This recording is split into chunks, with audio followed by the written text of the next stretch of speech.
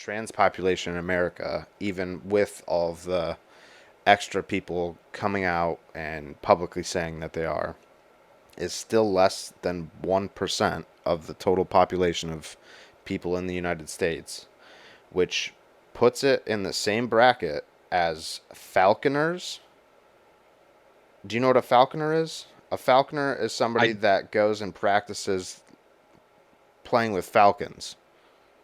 I don't know anybody that does that. Why don't they call that something like falconeering or something? Then I would know what they're talking about immediately. Falconers. Why are they called falconers? Or the other group that would be represented in that same percentage would be, and I'm probably going to screw this up, but Basque speakers or Basque speakers. Have you ever heard Oh, of that? dude, they're cool. Yeah, they're really cool people from North Africa. They're And there's actually, I about would, I could go off 0.5%. about. They're some of the weirdest people that. There's actually weird theories that they're the descendants from Atlantis. That's an interesting one to look into.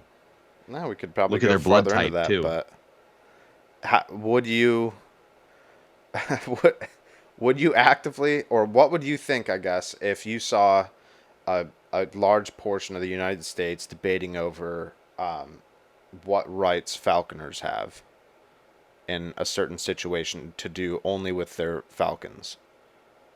Yeah, that's basically kind of weird, and I agree. I think it's something that maybe both sides need to stop focusing on as much. Like I personally, like I'm not going to be like overly concerned with anything about it until it's something that's like really bad. And you're right. I think that sounds like something that's kind of a lesser issue, you know?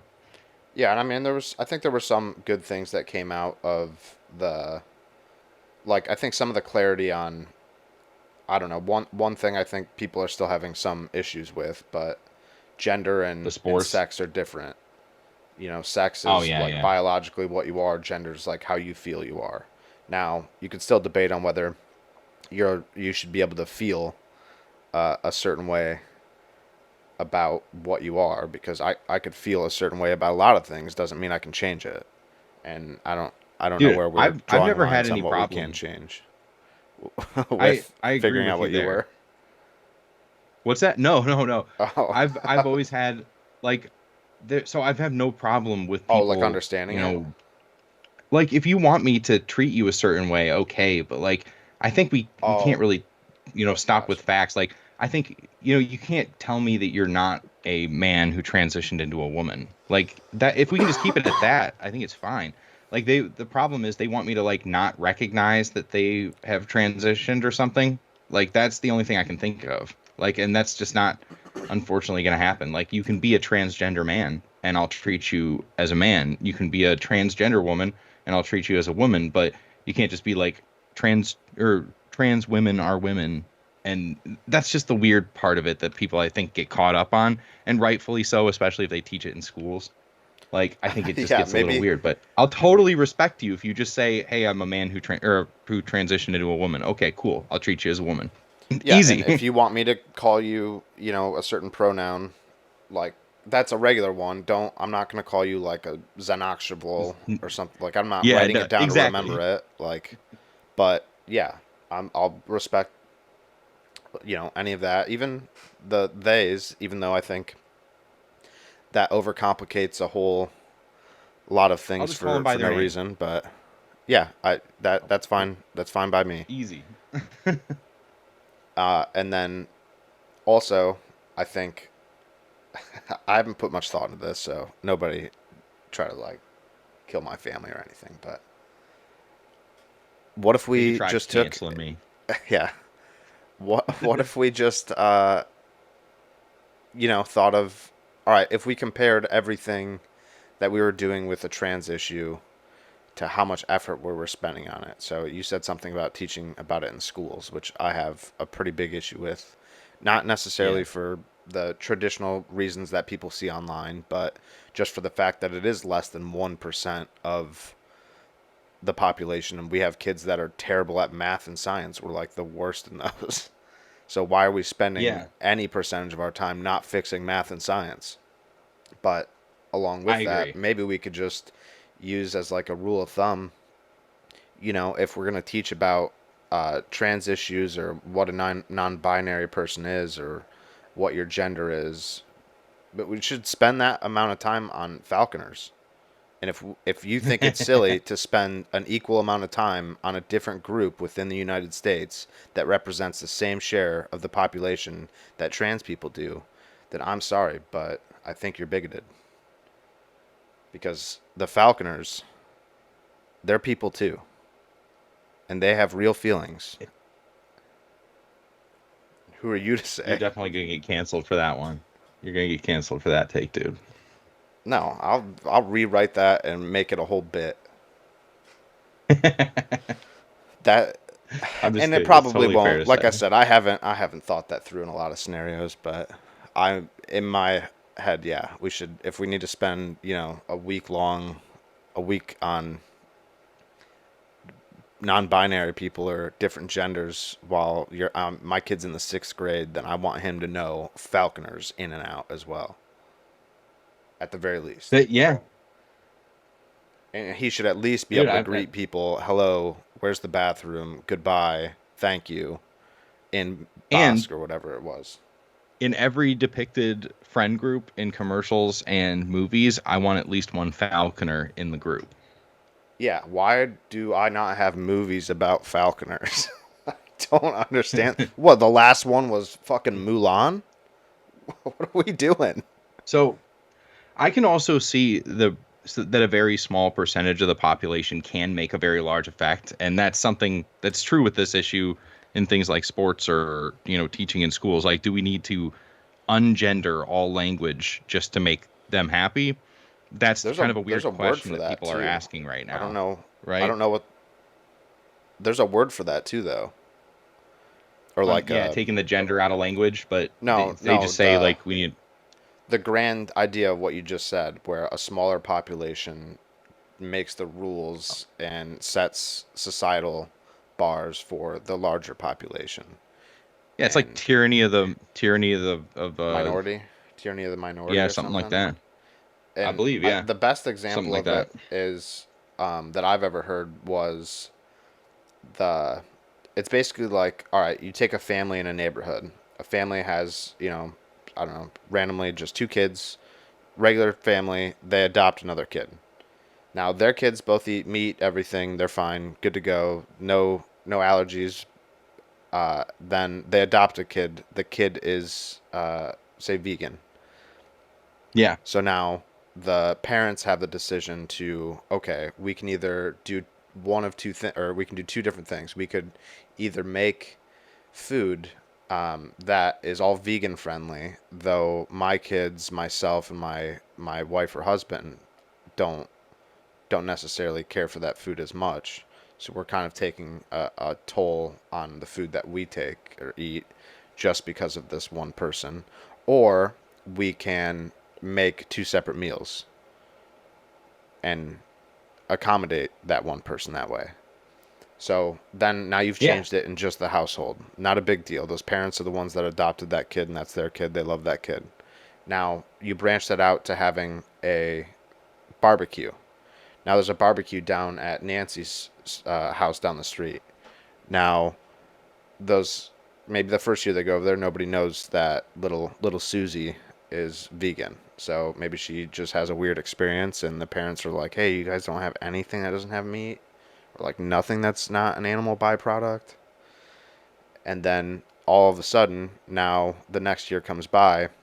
Now everybody in this neighborhood, say there's 100 people come to this block party, and now this one vegan that came in to the neighborhood has now made it so that 100 people at a block party have to have that same accommodation that the family had originally. Either they have to make yeah, everything there that is vegan friendly to accommodate one person for the 100 people, or they have to make the food and then make an option for the vegan. And yeah. that's You not have to against vegans or change the anything. entire It's just society like, for it. yeah, and it's just that's just an example. There's nothing against vegans, at No, least. I actually think that's a much better argument than the Falconers one because like I can't think of a The scenario where Falconers the one is just fun. Falconers. That's just fun. No, it is fun, but like this one in particular has the potential to like change everything they teach in school just to accommodate less than 1% of the population, right? And Falconers, they just don't have all that many interests, I guess. They don't Yeah. have things that they don't really want all of this removed from something to protect their Falconer identity, You guys are gonna get rid of Um, worms? yeah, so like it's definitely a fun one, but the example you just gave, I think is probably the best one that you can do. And do you really want to, make all of society, kind of upset and change their ways completely just to accommodate that? I don't think so. I think it's better to just, give them respect when it's honestly earned, not like, telling me I have to. Don't force me to, you know? Yeah. I'm totally fine with treating anybody with respect. It's just I don't want everybody to be, forced into doing something or else they get removed from the internet or whatever. You know what I mean? Like you just can't change all of society to accommodate a small group of people, especially when it does adversely affect other people too, like women's having their own spaces and whatnot, you know? Yeah, I think that's a big issue that gets swept. I don't know. I don't want to say gets swept under the rug because I think there's a lot of people on the right that make that argument on behalf of women, along with women. But yeah, it's kind of polar opposite to the whole women like the Hillary Clinton's women movement or the Yeah. like the whole idea of like I don't know. I'm 30, and when I first started like dating and everything, there was this whole push for like I don't know, women to do everything that a man can do. And now it's not, I don't know, it's not that's not the fight anymore. And it used Yeah. to be I'm a just little like trying to conspiratorial about that one too. Like in Yeah, the way that well, I am, I feel there's like a that whole was just thing a I heard. narrative. Yeah, I What's heard a that? whole thing about um essentially it was that there are these special interest groups that control a lot of these subgroups within America, and one of these used to be possibly a branch outside of the government or from the government or stemming from the government that was basically in not in charge of but helping steer the movement like with all the hippies back in like the 60s and 70s, and then Oh yeah. as that phase started to die out they took on a new role and started basically a new plan, and that plan was to infiltrate like our universities and education system and administrative facilities within America to try to influence people through those rather than through a movement. And that's where we get our modern day like teachers union and a lot of these other like systemic or from some people's point of view like systemic issues with like liberalism and extreme leftism getting pushed into universities. Oh, But oh yeah. I mean, I is totally that agree the with same that. one that you're thinking? No, no, not at all. Oh, have you heard of that So one? of course, yeah, no, and I would love to talk about that too. But the thing I was thinking specifically about, pushing women to do everything that men do, what was happening during that time is the economy actually got a lot worse, and we became, instead of one parent sustainable households working, right? One parent works, one person stays home. Now we're exclusively pretty much two parent households, right? So I think they needed a narrative to actually make the American people accept that. And I think that's how they use things like feminism too, is like, in specific with that sort of thing to say, hey, you should be working too, and your kid should be in daycare, and then we get to influence it, that type of stuff basically. But Yeah, that I think the the main whole thing is idea that we of getting became too. the whole idea of getting the uh like break up the what do they call it? Platonic family. Is that right? In a lot of ways, yeah. I mean, once you break people up, every individual in that group is more easily influenceable by the state. We literally just But it had also people served. arguing maybe 2 years ago, or around COVID, at least. Oh, well, maybe it started around COVID, but uh, they were arguing about whether or not who should have the right to teach these kids when they were like having the issues with right wing parents coming in to school board meetings and them being like, "This is domestic terrorism." Yeah, that's Like, what? ridiculous. Caring about what my kids are learning about is domestic terrorism? And they're like, well, no, That's the completely people in the insane. schools should be the ones teaching. Those are the ones that went and got the degree. Those are the ones that know how to teach your kids. They went and they understand how that works and how your child's supposed to be brought up through society. So we should let them teach it. You, who doesn't know anything, blah blah blah, shouldn't be the one influencing your kid like that. But what they, I think, unknowingly are fighting for is to give up all of their freedoms to have Daddy America government take care of them. Yeah, 100%. I couldn't agree more on that because we are dealing with a massive problem with people actually like raising their own kids. That's just across the board. But it's exacerbated the problem having both parents away from the home at their careers, and there's no way to truly exist in this society right now for a vast majority of people without two incomes. So that happened, I think, largely after the 2008 financial crisis. I think we saw a big uptick in that. And I think that's really when we got to the point of no return where most Americans had to take two jobs for the family. So that's just my personal like little conspiracy on that. That's not like the big overarching one that you're talking about, but it's related to it. Yeah. A little branch off of what you just said, not to get too far off topic here, but an interesting find uh, that I learned the other day was that I guess I kind of knew some of this, but all right, so percentages of income spent on necessities to live. Would you think that that has gone up or down since, say, the 50s? Percentage of income spent on necessities. Yeah. I think I don't know whether that would go up on they're probably spending it on a whole bunch of BS too. Yeah, well, So that's I don't kind of the know. thing. Is I would have thought, and maybe it's based off the idea that like I know houses in comparison to what they are today to people's income, the house takes up a huge or a lot bigger of a percentage of somebody's income, and a house would obviously Yeah. be a necessity. But I looked it up and I was just trying to like, I thought I was going to get a lot clearer result than this, but 1901, the average American spent 80% of their income on basic necessities, with like 42% of that being on food.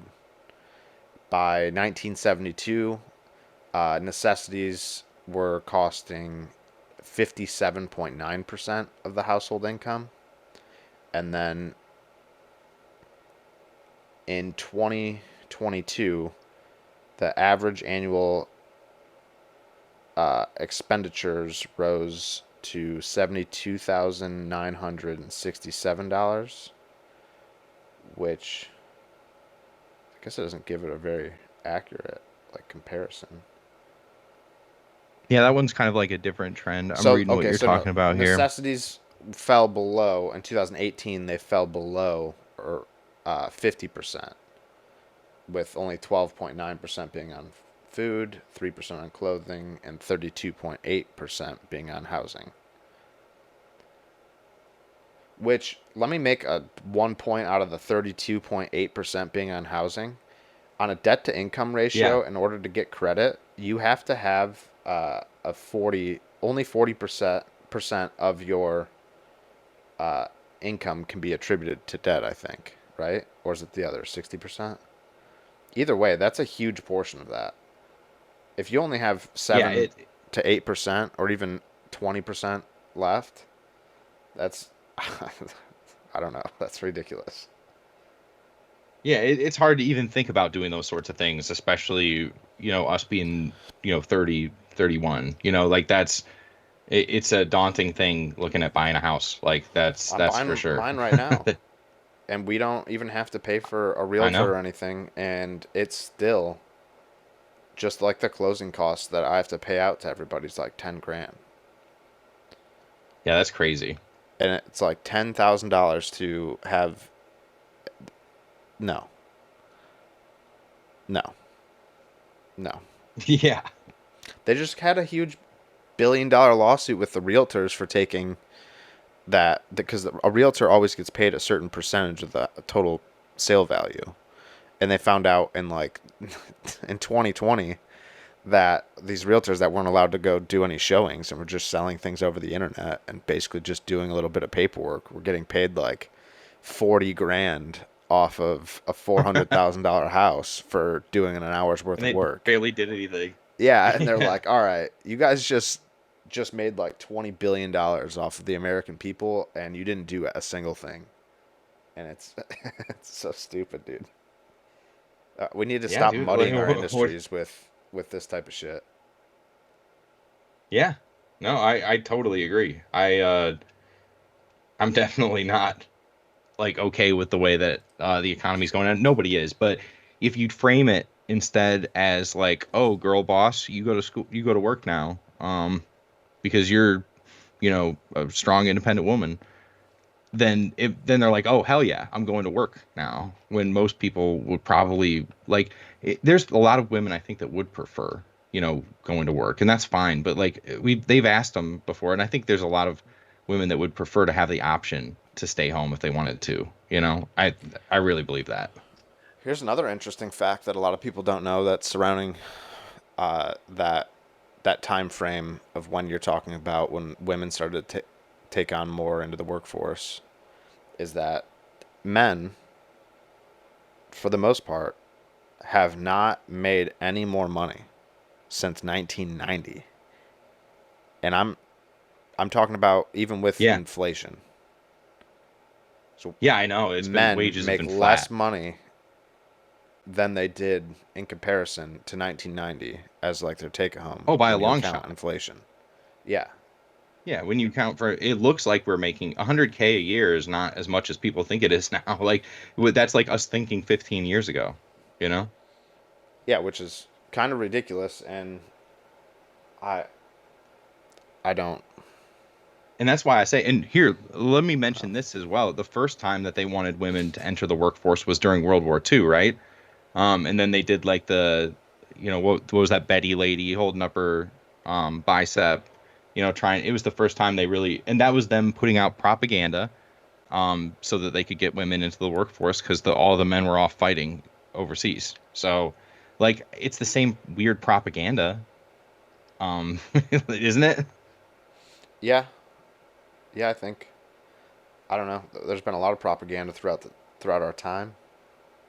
Some Yeah. might even think that it's an inherent thing that happens to society. Yeah.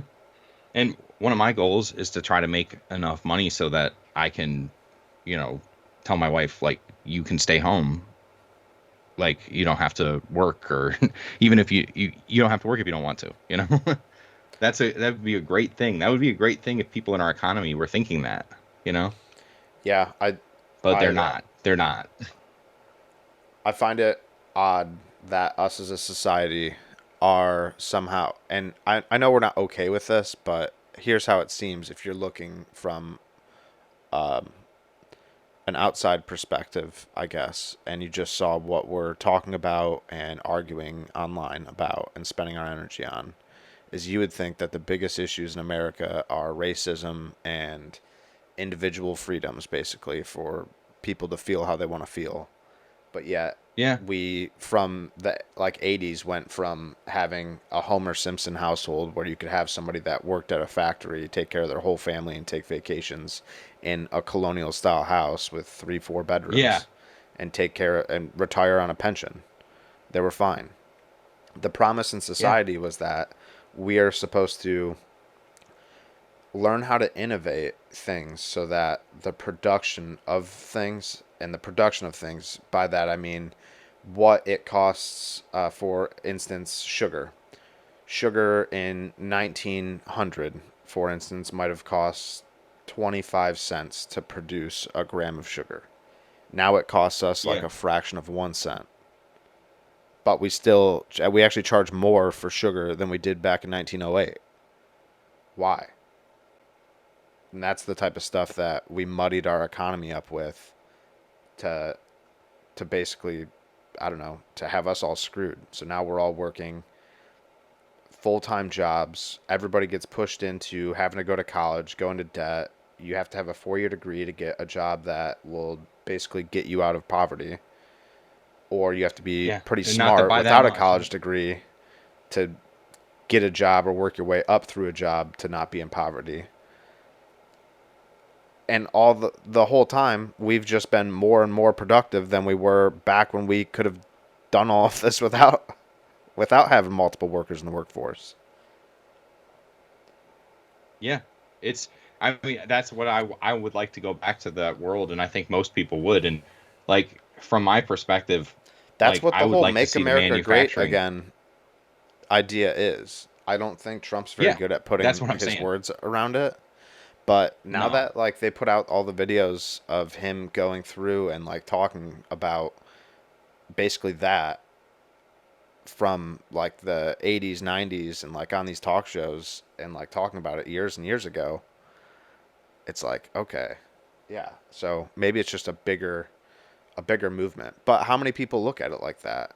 I didn't look at it like that until, I mean, pretty recently, Not many. And a I couple what years I've ago tried to maybe. explain to people, like the reason why I think that I voted for Trump, right, is because I want not I don't want globalism, right? Like that's the way that I would have to describe it is like international corporations, moving all the manufacturing out of the United States into other countries. Like I don't like this global financial system that they're trying to create. Like I really don't. I want to focus on what we're doing here.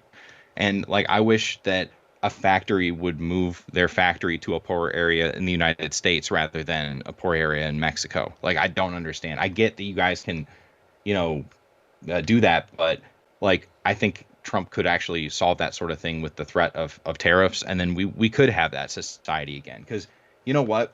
Right now, the best ideas from like the left wing people I see are like, let's unionize Starbucks. Like let's unionize like the service industry. That's insane. That's stupid. Like we need better jobs for these people. We need ones that are a little more important than, Starbucks to get a union going or something. You know what I mean? Like Yeah, I get it. They're fighting for dimes though, you know? and people like unions, but the unions are only good when they're small and when they're new. Yeah, I agree. What then? I mean, then it's just the same as any other entity that assumes power over a group of people.